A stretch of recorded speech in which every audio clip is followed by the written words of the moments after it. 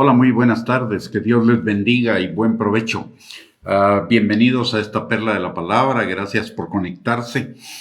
Hoy vamos a compartir acerca de un tema que es relevante en la vida del creyente y un tema en el cual se habla de disciplinas de la vida cristiana, pero que en realidad son canales de la gracia de Dios. Hay una enseñanza acerca de las disciplinas de la vida cristiana, pero que las ve desde una perspectiva legalista y no desde la perspectiva del nuevo pacto, del pacto de gracia, y que son para nuestra bendición.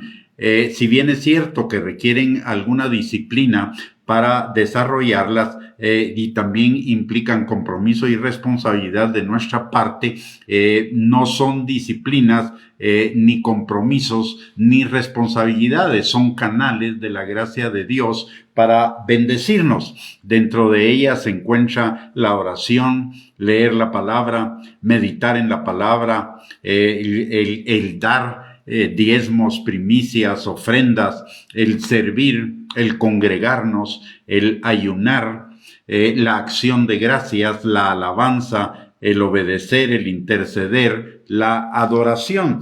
Todas ellas son canales de la gracia de Dios para con nosotros, que nos llevan al crecimiento, a la vida abundante, a la vida plena, a la vida en victoria, al cumplimiento de los planes que Dios tiene para nosotros, planes de bien y no de mal, para darnos un futuro y una esperanza. Y pareciera que es simplemente un asunto de palabras, pero recordemos que las palabras no solo tienen el significado evidente, sino también tienen un trasfondo.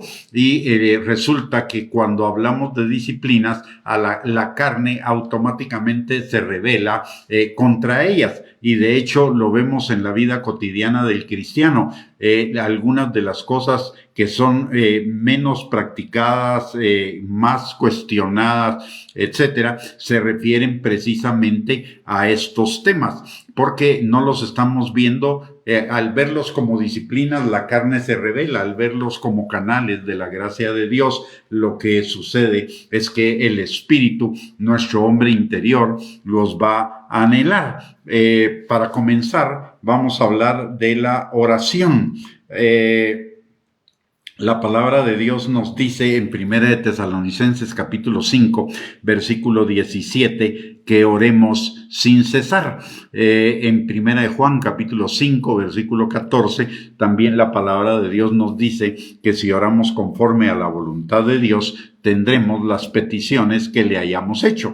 Es decir, es un canal de gracia, es un canal, la oración es un canal de bendición. Por el otro lado, en Proverbios capítulo 15, versículo 8, la palabra de Dios nos enseña que nuestra oración, la oración de los hijos, es el gozo del Señor, le produce gozo. Y qué mayor privilegio podemos tener usted y yo de producirle gozo a nuestro Padre, que es nuestro Salvador, proveedor, libertador, restaurador, sanador, etcétera.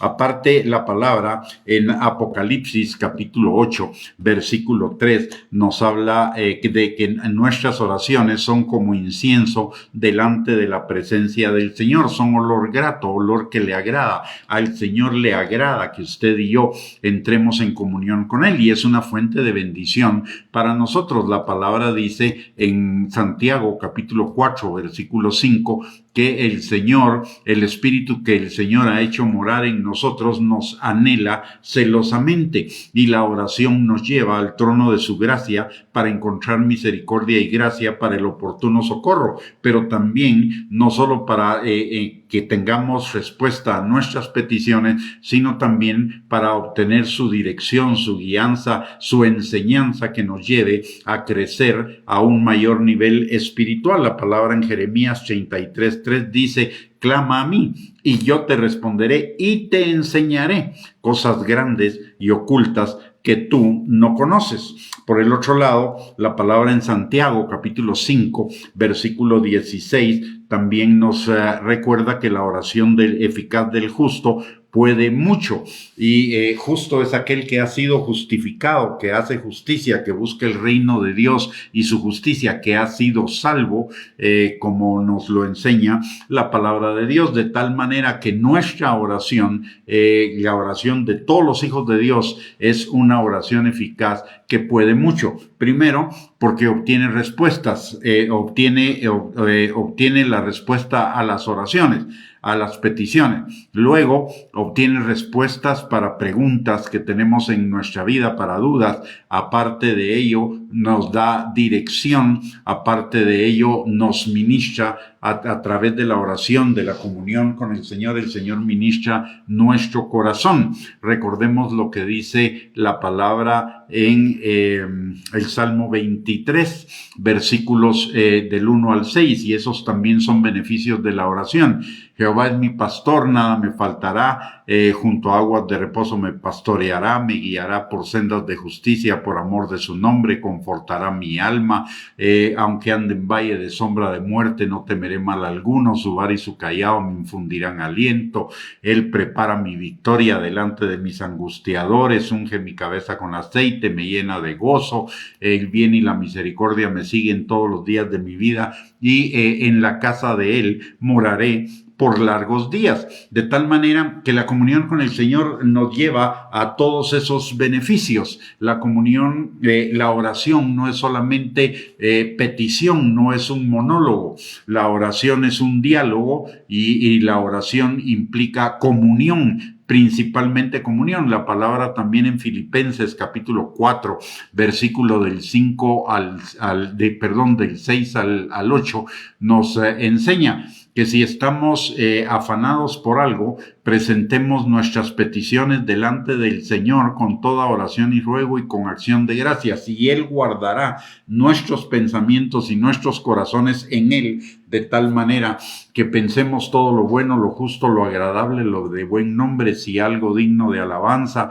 ¿Y qué es eso? Pensar la palabra. Y si pensamos la palabra, el Salmo 1, versículos 2 y 3, nos recuerda que si tenemos en la palabra nuestra delicia y en ella meditamos de día y de noche, entonces todo lo que hagamos nos irá bien, de tal manera que la oración es un canal de la gracia que no deberíamos desaprovechar. Entre el pueblo cristiano hay un concepto equivocado acerca de la oración. En primer lugar, que la oración es solo petición. En segundo lugar, que la oración es aburrida. Y en tercer lugar, que la oración, en tanto comunión con el Señor, se desconoce totalmente, de tal manera que la oración es una de las cenicientas de la vida cristiana. La palabra de Dios, por ejemplo, Jesús le dice a sus discípulos en el jardín de Getsemaní antes de la crucifixión que oraran para no entrar en tentación, por un lado, y por el otro lado les dice no han podido orar ni siquiera una hora, lo cual nos habla acerca de la necesidad de la oración para salvaguardarnos de todas las ataques y de todas las tentaciones del diablo, entre otras muchas cosas. Y nos habla de la necesidad que dediquemos un tiempo diario a la oración, pero no solo como petición, sino como comunión con el Señor. El Padre Nuestro es una guía de oración, no es una oración para que la repitamos mecánicamente, sino que nos da muchos tópicos de oración. Recordemos lo que dice: Padre nuestro que estás en los cielos, santificado sea tu nombre. Eso es alabanza, es también un recordatorio de la necesidad de que usted y yo caminemos todos los días en la voluntad de Dios, que es nuestra santificación. Por el otro lado, también la palabra de Dios dice: venga tu reino, hágase tu voluntad aquí en la tierra como en el cielo. Y eso nos recuerda la necesidad de que usted y yo vivamos el reino de Dios desde nuestro corazón, que el Señor sea, que Jesús sea el Señor de nuestro corazón, y que obedezcamos su palabra y que sigamos su voluntad. ¿Por qué? Porque su voluntad es la que nos permite entrar en el reino de Dios, y entrar en el reino de Dios es entrar en la plenitud de sus bendiciones. Por el otro lado, la palabra de Dios también nos recuerda que nos dé el pan de cada día, y eso implica el confiar en el Señor para todas las necesidades que confrontamos cada día. Aparte, que no nos deje caer en la tentación, que nos libre de todo mal, que perdone nuestras ofensas, así como nosotros perdonamos a nuestros ofensores. Y todo ello nos lleva a la confesión, nos lleva a afirmarnos en la palabra de Dios, a afirmarnos en la voluntad de Dios, de tal manera que podamos vencer todas las artimañas del diablo en contra de cada uno de nosotros. Y finalmente la palabra también nos enseña acerca de la alabanza. El Padre Nuestro nos enseña acerca de la alabanza y la adoración, cuando al principio dice: Padre nuestro que estás en los cielos, santificado sea tu nombre, es una alabanza, nos llama a la alabanza. Y cuando cierra la oración del Padre nuestro, dice que tuyo es el reino por los siglos de los siglos, y eso también nos habla de la alabanza, de tal manera que la oración tiene múltiples formas. La oración no es solo petición, la oración es preguntarle al Señor, buscar su dirección, meditar en su palabra, alabarlo, darle gracias, hacer todas las cosas para la gloria de Él, hacer todo por fe, poner nuestros caminos delante de Él para que Él nos guíe, buscar su dirección, etcétera. Así que debería ser no una disciplina, sino una necesidad de cada uno de nosotros estar en comunión constante con el Señor, porque constantemente tenemos que tomar decisiones, y constantemente al tomar decisiones tenemos el riesgo de sembrar para la carne en lugar de para el espíritu, y si sembramos para la carne, de la carne cosecharemos corrupción, mas si sembramos para el espíritu, del espíritu cosecharemos vida eterna. Así que una vez dicho esto, deberíamos reconsiderar nuestros conceptos acerca de la oración. La oración no es solo petición, la oración no es una disciplina, la oración es un privilegio que tenemos. De hecho, la palabra de Dios lo dice en Hebreos capítulo 4, versículo 16. Tenemos libre acceso al trono de la gracia para encontrar misericordia y gracia para el oportuno socorro. Y también nos lo dice Proverbios 15:8, que la oración del justo es su gozo, mas el sacrificio de los impíos es abominación al Señor.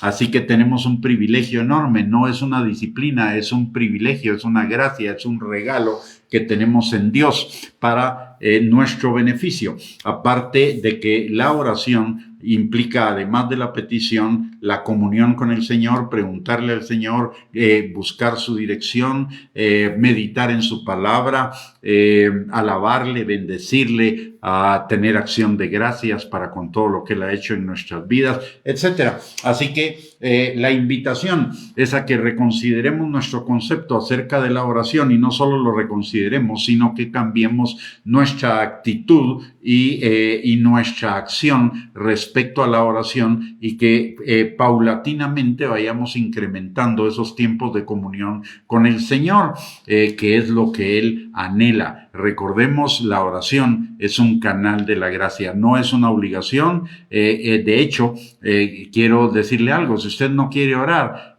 no hay problema, Dios sigue siendo Dios. El problema no es para Dios, el problema es para mí, porque no voy a obtener ni dirección, ni respuestas, ni me va a ir bien. Voy a estar constantemente recurriendo a caminos de la carne que implican corrupción. Así que reconsideremos nuestro concepto acerca de la oración, y no solo lo reconsideremos, sino que lo practiquemos de una manera diferente. Recordemos, no es una disciplina, aunque requiere disciplina, compromiso y responsabilidad, pero es una necesidad nuestra. De hecho, en el mundo hay 8,000 millones de personas. De esos 8,000 millones de personas, probablemente unos 7,000 millones de personas no tienen ni idea de lo que es la oración al Padre y sin embargo el Padre sigue siendo Dios, no se ve afectado por esa falta de oración, porque la oración no es un beneficio para Dios, la oración es un beneficio para cada uno de nosotros. Es un canal de gracia, de bendición, de crecimiento, de fortalecimiento en nuestra vida como creyentes y por ende un canal para que tengamos vida abundante, vida plena, vida bendecida, vida en victoria. Muy bien, con eso hemos llegado al final de esta perla de la palabra. Que el Señor les bendiga, les guarde, que tengan una bendecida tarde, buen provecho y si Dios lo permite, por la tarde estaremos compartiendo otra perla de la palabra para seguir edificándonos en nuestra santísima y bendecida fe. Un abrazo para cada uno, muchísimas gracias por conectarse.